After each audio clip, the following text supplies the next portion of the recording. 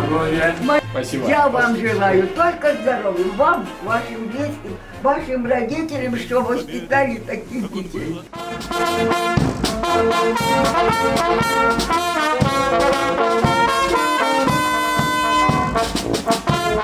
Уважаемая Екатерина Александровна, от имени министра обороны хотел вам прочитать приветственный адрес. Уважаемая Екатерина Александровна, от имени личного состава вооруженных сил и от себя лично поздравляю вас с прекрасным весенним праздником Международным женским днем.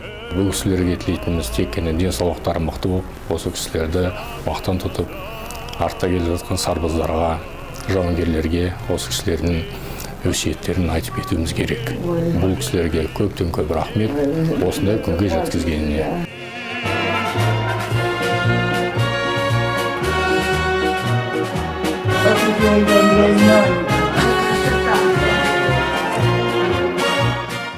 «22 июня ровно в 4 часа город бомбили, нам объявили, что началась война.